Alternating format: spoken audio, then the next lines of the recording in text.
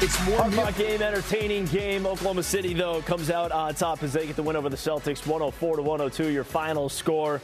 A game in which the Celtics, without Jason Tatum, without Derek White, led going into the fourth quarter. But OKC and SGA just making enough plays to get the victory. Tom Giles, Chris Forsberg, Eddie House, your thoughts on what you saw? I thought it was a good-ass game. You know, at the end of the day, when you look at how they played, it was just a couple mental mistakes that happened, a couple defensive lapses that you could go back and look at on film. But those things happened throughout the course of the game.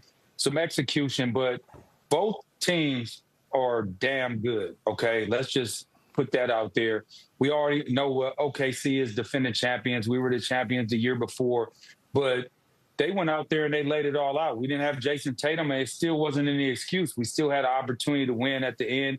We end up fouling, trying to box out. And, you know, you can't get upset at effort. And sometimes effort does create a foul. So not upset at that at all. He made his free throws. We got a good look at the end. We just didn't make it. And, hey, it happens like that sometimes. Yeah, sign me up for 7 of those in June if we can make it a reality. You feel pretty good if you're Boston. I don't love the silver lining thing, but they come out of that and to be as competitive as you were without Jason and without Derek out there, I think you can learn a lot from that experience. The younger guys being in a high-pressure situation.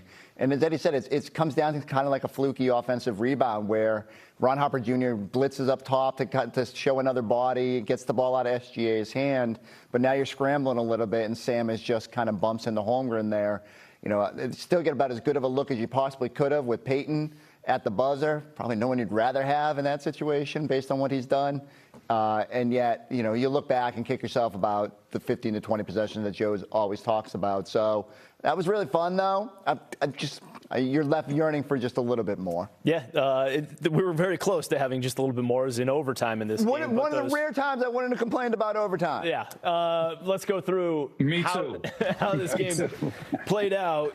Again, it came down to the final few minutes, and it was Peyton Pritchard, late shot clock, knocking that down to tie the game at 98. Then you had SGA, who had 35 points, 6 rebounds, 9 assists, and was just living right in that range right there. That was his area late in this game. All of this game, really. That gave OKC a 2-point lead. Jaylen Brown gets fouled by Lou Dort. He makes both free throws. Brown, by the way, was 13 of 14 at the free throw line tonight. Made his free throws, so the game was tied once again.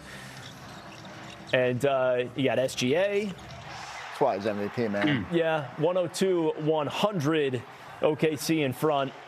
And then Jaylen Brown, this against Lou Dort, just unbelievable. Every fake possible, scrapes the top of the ceiling and gets that to go. That's money.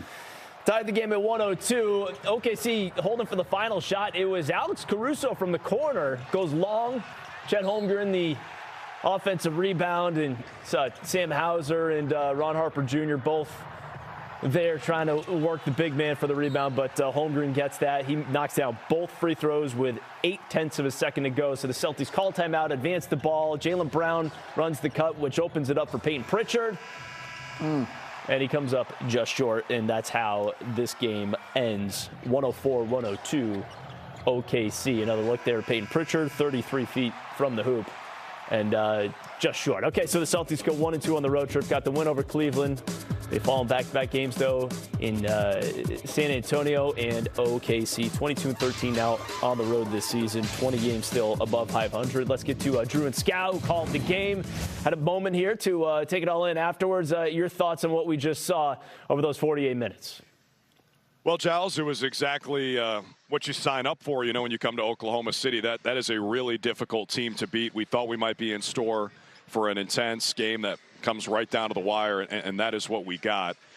You know, I think it starts, Scal, with kind of how we opened up the broadcast, which is, look, the NBA is a star-driven league, and these are two of the top, I don't know, say what you want, 3, 4, 5 MVP candidates in the league. SGA is probably going to win it. He's a big favorite. But Jaylen Brown proved today why he belongs in that conversation. Yeah, I mean, those guys got a chance to go back and forth. Like, SGA is just like, he gets to where he wants to go.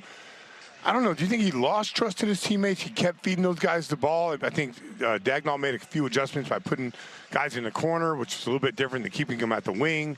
So I just thought it was a really good game back and forth. And you could see SGA, and when he needs to go to a level, he's just not overwhelmed by any of this. That's probably his greatest attribute. Just doesn't get too emotional, doesn't get too high, doesn't get too low. Just keeps doing his thing. And a great battle. And Jaylen Brown hitting that shot to tie it up.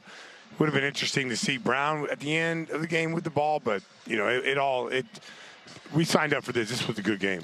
Yeah, we're sitting. We had a really good vantage point of Pritchard's shot, kind of right on line to the basket, and both of us thought it was going in. I mean, Peyton Pritchard made the buzzer beater to end the first half. Got a good look. Nice job by Joe drawing that up, and it was an okay look. It was a long shot, 32 feet, but we both thought it was going to go down. From a Thunder perspective, it's kind of incredible, Scal, because every time we come here, it's like, what do you do with SGA? The guy's unstoppable. A mid-range jump shot is a layup for him. And every year we come back, and he's actually better than he was the year before, when it felt like there was nothing to do to stop him. I think a couple years ago, I remember Jason Tatum guarding him in the fourth quarter, and he wouldn't allow him to get to his body. Like, I kind of was craving a matchup like that to see. I mean, maybe we're a year away from that. Maybe we'll be talking about two MVPs going at it next year.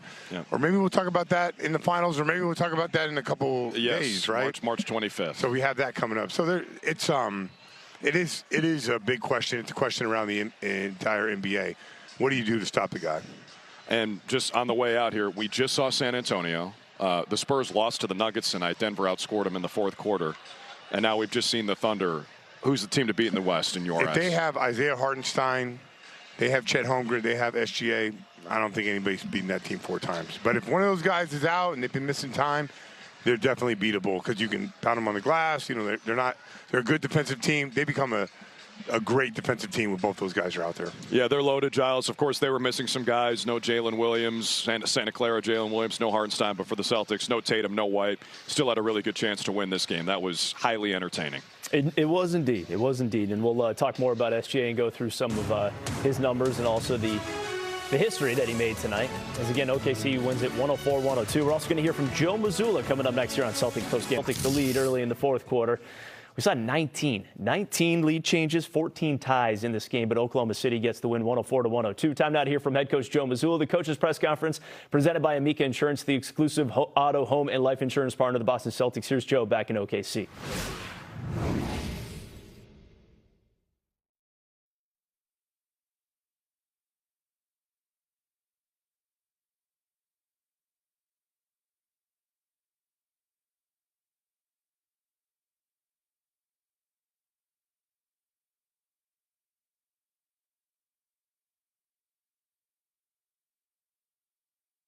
Okay, so we obviously do not have the audio right there on Joe Mazzulla. We'll work on that and get that back to you. Eddie, your reaction to the game that Jaylen Brown had tonight, I mean, coming off that play that we just showed you, his ability to keep the Celtics in this game, to even things up, not only make that tying shot, but then to defend SGA late in that game. What did you think of his night?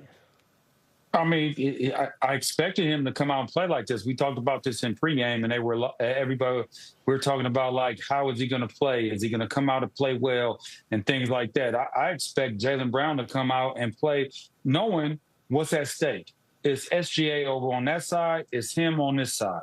And everybody's talking about, okay, who's the MVP?